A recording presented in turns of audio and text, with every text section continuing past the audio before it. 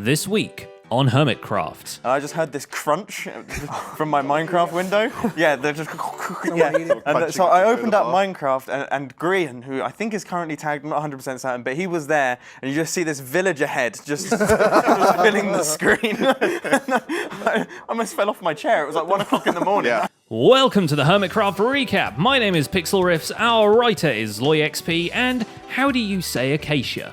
Acacia depends on where you're from. I'll do one better. Acacia. What's that? That's the one true way to pronounce it. Achacha! And with all that out of the way, let's take a look at all the events and mishaps that occurred on the Hermitcraft server this week, starting with Iskall and his oh-so-professional assassination attempts. I can't remember your name. Bart? Yeah, Bart. Having received Ijevin's order to kill Grian, Iskall takes up his sword and bow and swoops into Grian's futuristic coffee mug. After a brief chase, Grian appears to be cornered, but it turns out Ijevin gave him time to prepare, and he quite literally gets the drop on Iskall. Are you freaking kidding me? We officially have ourselves a safe room for it when we eventually get hit. Oh boy.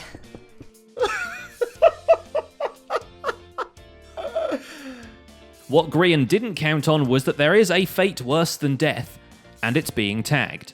When he met up with Iskall to deliver the Swede's possessions back to him, Iskall swiftly donned the challenge pumpkin and gave Grian a hearty slap round the face. Since it was an unconventional hit, and his employer actually let the target know an assassin was on his tail, Iskall decides to keep half of Jevin's diamonds and return the rest.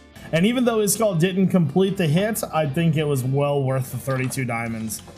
All this recreational death kicks Iskall's creative brain back into gear, and he works on not one, but 3 awesome builds this week, finally settling on a design for his ice crystal base, shaping the islands outside the Black Pearl shop into a pirate archipelago, and starting a castle-sized portal room in one of the Nether's many lava lakes.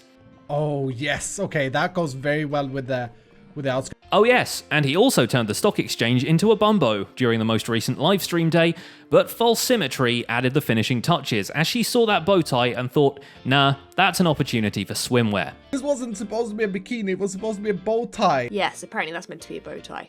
I don't know either. Chat was going crazy about it being a bikini top, so I added some straps. I'm going to be honest, I think that's the best Bumbo he's ever made. The karma for vandalizing a community art piece catches up with her real quickly when, after being hunted by a tagged Grian for an entire episode, False ends up being tagged after all. Oh my goodness, go Wolves, go!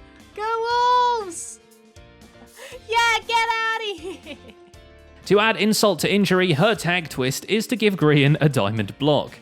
Well, maybe she'll have a chance to ransom some treasures on top of the prized trident from Doc M77, after she was the one who opened the northmost end gate Doc wanted.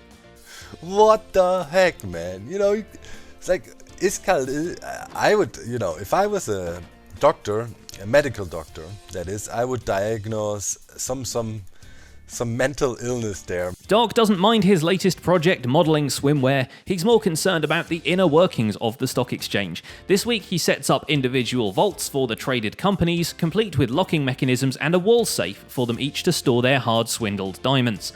Although a bank heist might be happening sooner than he expects, because the vault already seems to have a note from the Riddler. I am a word that begins with the letter I. AI? I? What is going on? Finally able to warp out to his personal end gateway, Doc sets up an Enderman farm over the void, and it immediately starts cranking out enormous amounts of experience and Ender Pearls. There are a few close calls in the process, but he'll be able to corner the teleportation market soon enough.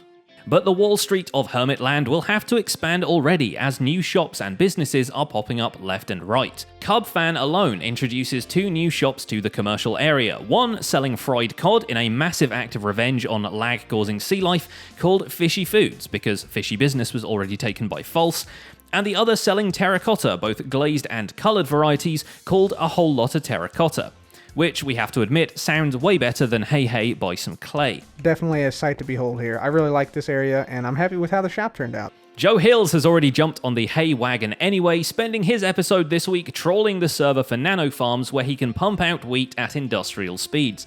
The plan is to stock the Halloween shop with hay bales, although exactly why he needs hay for Halloween is unclear. Maybe for some spooky scarecrows or something. And then there's iJevins Or Galore, which, now I think about it, isn't that the sound the drowns make? No, of course, it's a place for you to buy his mining spoils, which he has a lot of just because of how much digging Jevin's been doing, and is about to do even more of now that one of his concurrent projects is an underwater slime farm, which will take some time, what with him being busy trying to fix the villager exploiting machine together with his fanbase and the Minecraft wiki. Once all the unpaid interns are farming away, Jevin feels comfortable enough to go to Tango Tech's Iron Golem farm and call him out on the hypocrisy of it all. I think that it's time that we condemn this iron farm for the hate crime that it is. The pot kettle debate never fails to disappoint. Funnily enough, Tango Tech really does go under this week, but maybe not in the way Jevin expected. With the commercial district rapidly running out of real estate, Tango and Impulse do a management and come up with their own solution. Coincidentally, the same solution as the entirety of Season 5. Together, they set up an underground shopping gallery called the Derp Mall, as if the rest of the businesses on the server weren't owned by derps of some variety. Did you bring your interior design hat? Because that's what we're going to need to make this look good, I think. No, I don't have one of those. You didn't? Oh, jeez. Okay, well, you're in luck, because I brought one for you. When Impulse isn't undermining the shopping district, he's back at his base breathing new life into the recently renamed iBay. A sunken ship gets raised from the nearby ocean and docked inside the lagoon, but it still needs the magic touch of Zombie Cleo's armor stand skills. He might have to wait in the queue behind Iskall though, because apparently pirate crews are in popular demand. Okay, today we are going to be working on my island of Tortuga, or Tortilla, or Turtle, or whatever the Hermitcraft recap decides to call it today. Sadly, the pirates of the island of Tataratatata might be too busy to participate because of all the bar fights between them and Grian's armor stand. The COD people apparently do not take kindly to pumpkin faces. All that face smashing was sure worth building a tavern. So there's competition for Rendog in the tavern department, but Ren doesn't need a place to sleep these days. He's too busy rolling out the red carpet at the stock exchange, although he seems fine to let the mustache and swimwear stay in place for now. When he isn't trying to change the financial landscape of the server, he's reserving areas in each of the districts for the many routes of the Hermitcraft rail network. Check out his video if you want to know how it's all going to work. And remaining committed to bizarre alternative forms of transport, Ren also picks up one of the 3 skeleton horses stabled by Cub, Scar, and Grian. He wasn't the one to buy the first one though, the one Grian named, which allowed him to get away with a skelly horse head and some diamonds from the bet last week. Another skelly horse was found roaming the nether for about a week, so Cub swiped it and gifted it to Scar, obviously as to not be a target for its original owner. This horse will later be used for a deathly carriage in the sinister Halloween biome, one of the mini biomes surrounding Scar's landscaping shop and showcasing his ability to make terrain look good. Another 2 mini biomes are the Red Desert one with naturally occurring loop-de-loops and chemical geysers, and a fantasy grassland with a secret cove system serving as a peaceful haven between the two. Am I really slowly falling down? Look at this! Oh, this is fantastic. I'm swimming through air. The peaceful haven of Tinfoil Chef's vault is disrupted this week when he too gets a surprise visit from Grian in the tag costume, but it's all just a ruse, possibly prompted by the fact that TFC has just finished recovering his enchanted gear and isn't exactly an easy target. Once the intruder has made his exit, the vault corridors and residential areas get properly mapped out, and TFC heads back to the shopping district to restock the Mindtasm shop, tweaking the prices a little while he's there. One establishment that needs no adjustment is Stress Monster's Ice Shop. The Ice Queen herself returns to the server after a few weeks away, only to discover that she's now got the kind of ice that makes rap artists jealous. Her stock is almost sold out, and she has 3 stacks of diamonds waiting for her. Those are soon put to good use around the shopping district, and after a brief diversion to kill the Wither, Stress returns to the Ice Fort with a beacon of her own and a lot more shulker boxes. There she finds a mysterious treasure hunt that you may remember was actually left for her by Wells Knight a few weeks ago. To test whether or not she is truly the Ice Queen, she steps into the provided pair of Frostwalker boots and follows clues that eventually lead to a desert temple. After finding a completely unrelated desert temple, she claims her reward and goes back to building at the fort, side-eyeing everyone on the server who's been building ice biomes without her permission.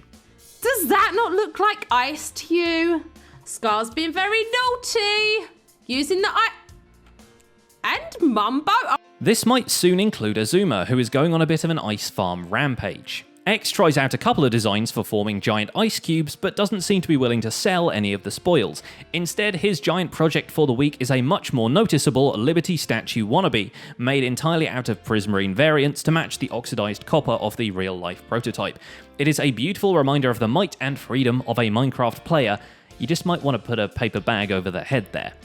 But you know what's coming next? The face, the heads, and I think you're going to like this.